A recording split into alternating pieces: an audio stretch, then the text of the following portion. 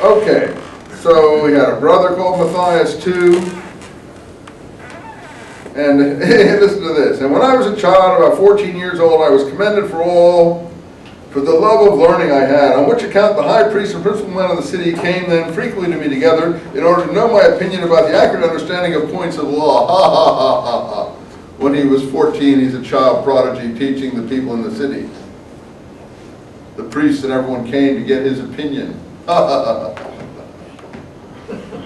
Oh, but who do the Gospels say did this? Jesus, when he came to Jerusalem. Is it an accidental resemblance there? Or is there something intrinsic there? Well, the cynics would say, oh, they pulled that right out of Josephus' autobiography. That's in the Gospel of Luke again, I think. Or maybe, is it Luke or Matthew? Yeah. Teaching the, you always see in the Renaissance painting the child Jesus teaching the wise man of the city. Well, Josephus has already bragged about doing the same thing.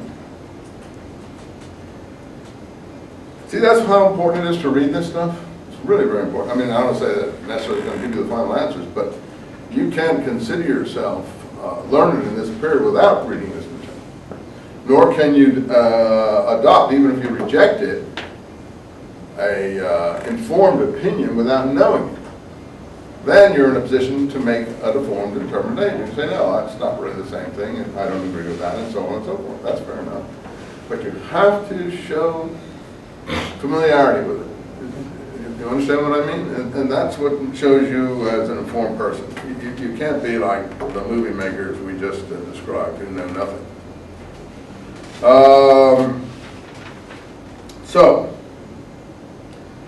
When I was about 16, I had a mind to make a trial of the several sects among us. These sects are three: Pharisees, Sadducees, and Essenes. And he says the same in both of his War and his Antiquities. Now he says it in the Vita.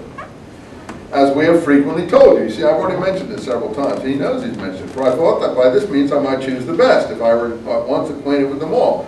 So, like a good Greek intellectual, I contented myself with hard fare and underwent great difficulties and went through them all.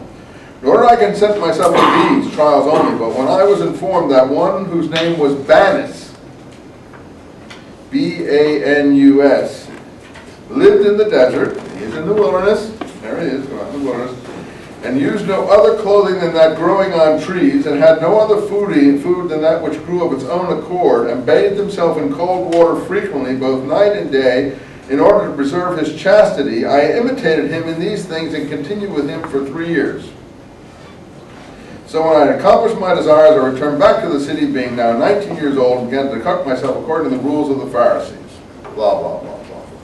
Well, that's an incredible testimony. Do you believe him? Oh, yeah, I surely believe him, that he went out with someone. But there's a code. Banus is a code. That's not the name of this person. And who is this person? Leading people out in the wilderness. This is in the late, I don't know. I have no idea who this is. But it's a code. And no one has penetrated it. I think it does come from the Latin bathing. So I think it's probably supposed to ultimately mean bather. I think that's the case. Okay, well, who's out in the wilderness? Bathing all the time, Josephus says, is to quell their sexual desires. That may be part of it, the cold baths. But who's taking cold baths out in the wilderness every day? The Essenes. So is this an Essene leader? I think so. What else about him? He doesn't want to be totally forthcoming about this person. Doesn't tell us his name, really, does he? Or what happened to him or anything else. Josephus is careful. You know, he knows he's being watched. And people are suspicious of him. He says it in the Vita. You should read the whole Vita. This was so interesting about this literature because you get a lot of insight into the period too. So, this person wears clothing that grows on trees. Come on, what does that mean?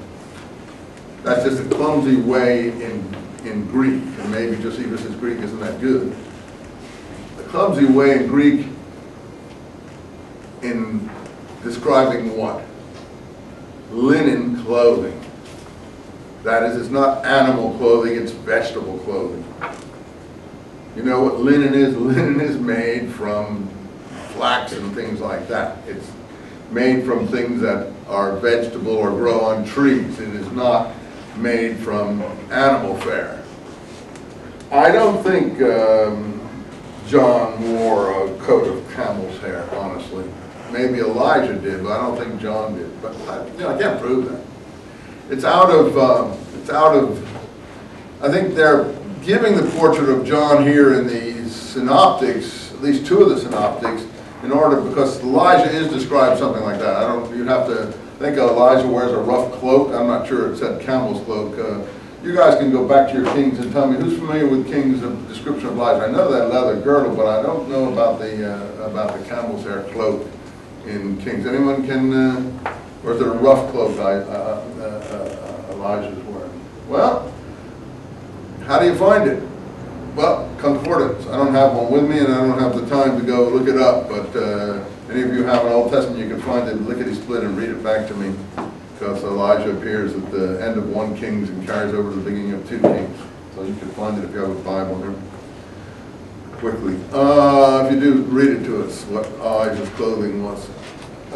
So now,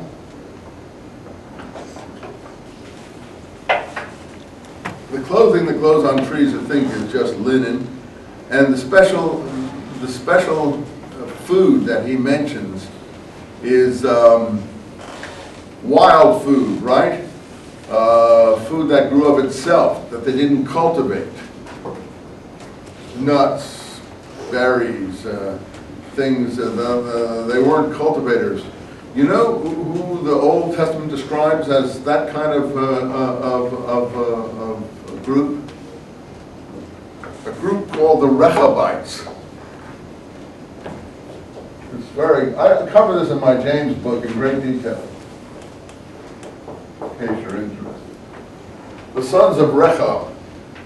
And they go all the way back to the 8th century BC, people that would not cultivate the vine, people that were loyal to the commands of their father. Jeremiah 35 describes the Rechabites completely.